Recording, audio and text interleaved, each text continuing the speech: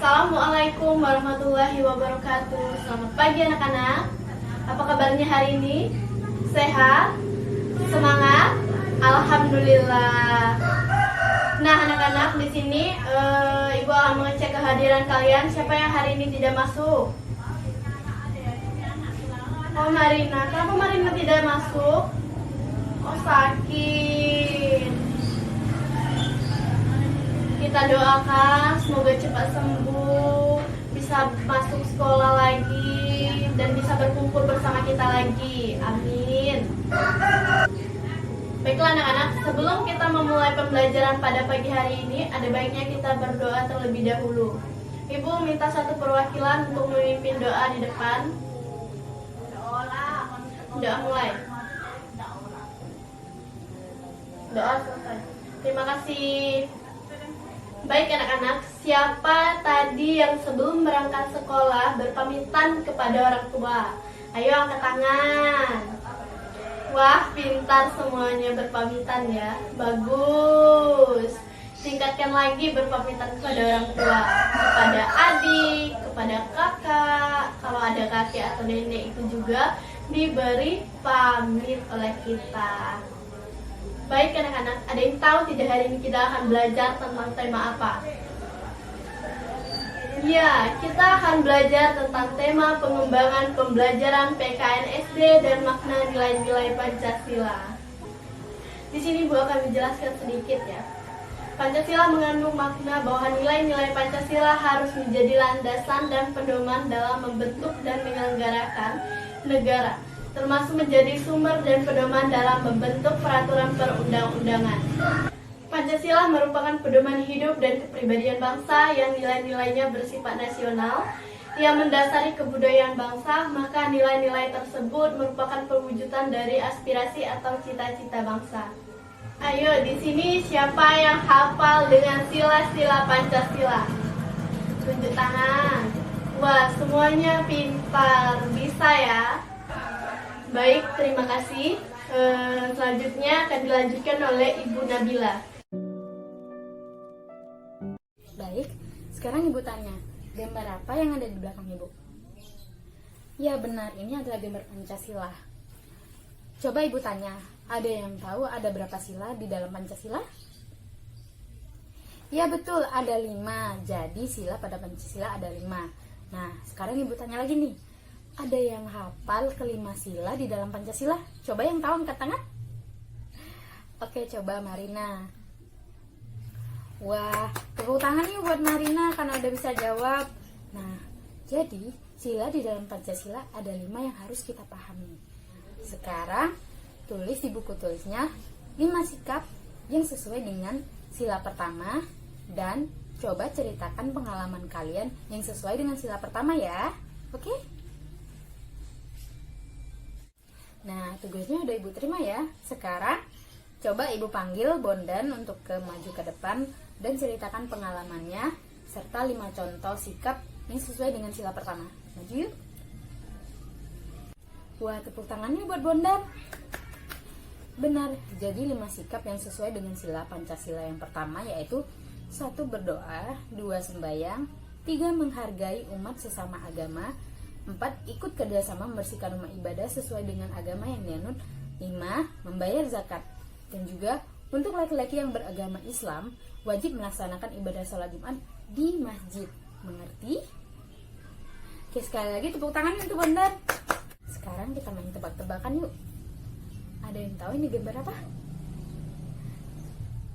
Iya, ini gambar pohon beringin. Nah, dalam sila Pancasila simbol pohon beringin berada di urutan, benar, berada di urutan ketiga. Terus, ada yang tahu ini gambar apa? Iya benar, ini gambar rantai. Dalam sila Pancasila, gambar rantai berada di urutan benar, berada di urutan kedua.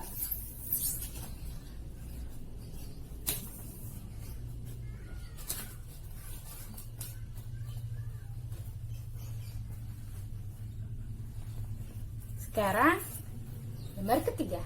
Ada yang tahu ini gambar apa? Betul, ini gambar bintang.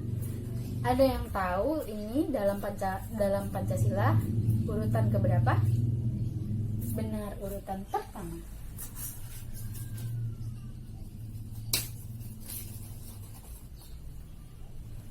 Oke.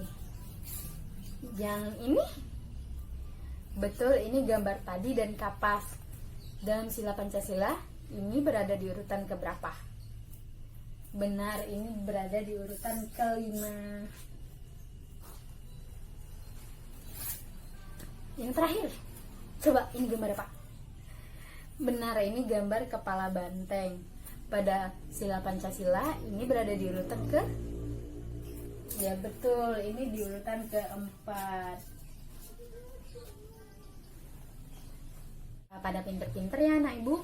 Sekarang ibu mau tanya lagi deh. Coba Nafila sebutkan contoh sikap yang sesuai dengan sila kedua. Benar, kita harus saling berbagi kepada teman, tetangga, ataupun keluarga kita. Oke. Sekarang coba si Bondan sebutkan contoh sikap yang sesuai dengan sila ketiga. Benar sekali, tepuk tangan yuk. Kita harus melakukan gotong royong, baik itu di lingkungan keluarga ataupun di lingkungan rumah kita. Oke?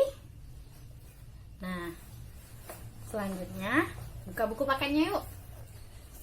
Kita lihat teks percakapan Beni dengan ayahnya. Nah, di situ nanti ibu mau tanya apa makna yang kalian dapat dari teks tersebut. Oke, silakan dibaca. Nah, udah dibaca kan teksnya? Nah, sekarang ibu tanya makna apa yang kalian dapat dari percakapan Beni dan ayahnya. Benar, Beni meminta maaf pada ayahnya karena dia kurang berhati-hati.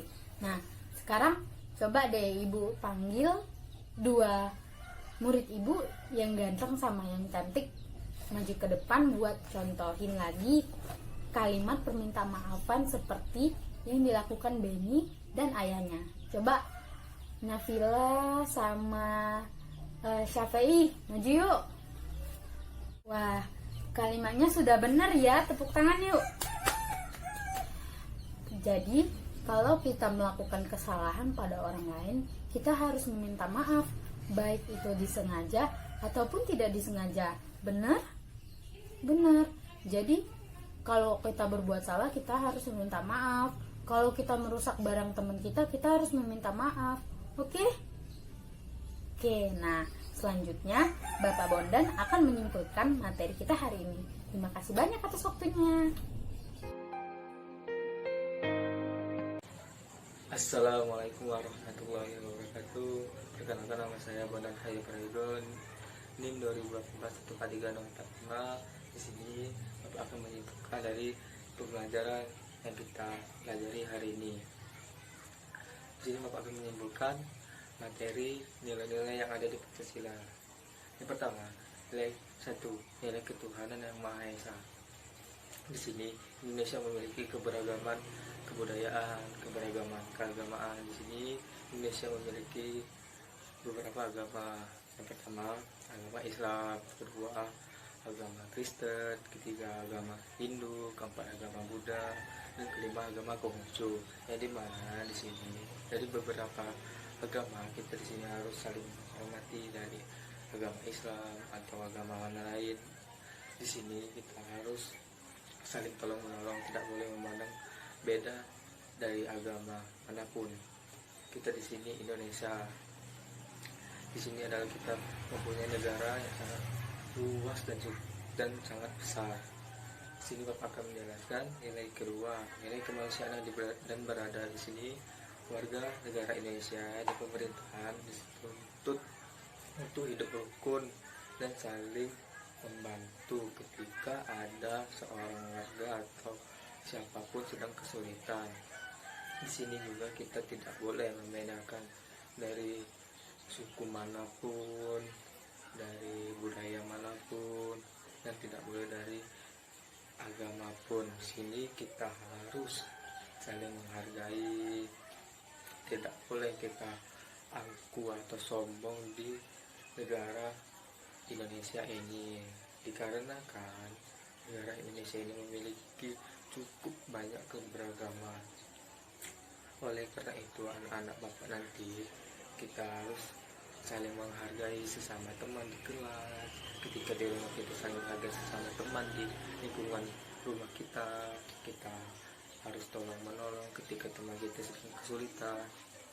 Yang ketiga, nilai ketiga persatuan Indonesia. Di sini anak-anak harus memiliki jiwa yang cerdas supaya nanti kelak bisa jadi orang yang hebat seperti menjadi seorang polisi dan tentara. Di sini pasti anak-anak yang cowok pasti memiliki cita-cita untuk menjadi polisi dan tentara, yang dimana kita harus melindungi negara keindonesiaan ini supaya tidak ada yang bisa menyerang negara Indonesia ini. Sini Bapak akan mengingatkan bahwa kejarlah cita-cita setinggi langit, dan kita harus berusaha belajar yang giat, rajin sholat, beribadah, sayang orang tua. Pokoknya kita harus berbuat baik. Di sini Bapak menjelaskan nilai yang keempat, nilai kerakyatan yang dipimpin oleh hikmat kebijaksanaan dalam permusyawaratan perwakilan. Ini di sini akan kita mengadakan contoh di kelas ini akan mengadakan pemilihan ketua kelasnya, di mana Bapak akan menyuruh teman-teman untuk mencalonkan 2 orang. Ada si A dan si B. Di sini teman-teman yang lain untuk mengaspirasikan suaranya untuk memilih dari si A atau si B tersebut. Di sini kita akan menentukan dari pemilihan suara ini yang terbanyak. Nampaknya yang menjadi ketua kelas adalah si A, dikarenakan si A memiliki nilai yang cukup banyak atau suara yang terbanyak, sehingga dia terpilih menjadi ketua kelas dan itu juga dipilih oleh teman-temannya. Oleh karena itu di sini kita harus saling berdemokrasi untuk menentukan suatu tujuan atau suatu pilihan. Dan juga yang kelima, keadilan sosial bagi seluruh rakyat Indonesia. Di sini warga negara seperti masyarakat dan juga pemerintah di sini harus bertindak adil. Tidak boleh memandang dari dia masyarakat mana, dia dari desa mana. Di sini pemerintah dan juga masyarakat harus adil. Oleh karena itu di sini masyarakat dan pemerintahan harus mendukung dengan kemajuan pemerintahan yang ada di Indonesia dan kemajuan bangsa Indonesia ini dalam pembangunan apapun. Di sini masyarakat dituntut untuk mengaspirasi atau menyarankan kepada pemerintah untuk dibuatkan sawah dan berkalahan. Di sini pemerintah akan berdiskusi untuk kemajuan dari wilayah negara tersebut atau wilayah tempat tersebut. Di sini juga Bapak akan berpesan kita mendapat semboyan negara kita adalah Bhinneka Tunggal Ika, yang dimana Bhinneka Tunggal Ika ini memiliki arti yaitu walaupun berbeda-beda tetap satu. Oleh karena itu walaupun dari desa manapun, dari agama manapun, dari suku manapun, kita harus tetap satu untuk kemajuan Indonesia ini, karena Indonesia ini adalah negara tercinta kita. Maka kita harus menjaganya dan melestarikannya sehingga kita dapat memperolehnya dan menghasilkan yang sangat baik. Oke, baiklah anak-anak, sebelum kita pulang ada baiknya kita merapikan tempat tulisnya tersebut. Nampaknya anak-anak sudah siap untuk pulang ya. Oke, di sini Bapak akan memimpin doa sebelum kita pulang. Dari sebelum kita pulang ini ada baiknya kita berdoa menurut agama dan kepercayaan masing-masing. Berdoa dimulai. Amin. Berdoa selesai. Di sini kita harus pulang dengan baik. Kita tidak boleh menyimpang ya anak-anak. Oke, tetap semangat dan jaga kesehatan. Ingat pesan Bapak tadi, semboyan kita Bhinneka Tunggal Ika, walaupun berbeda-beda tetapi tetap satu. Hiduplah rukun dan saling menghargai sesama teman ataupun yang lainnya. Terima kasih.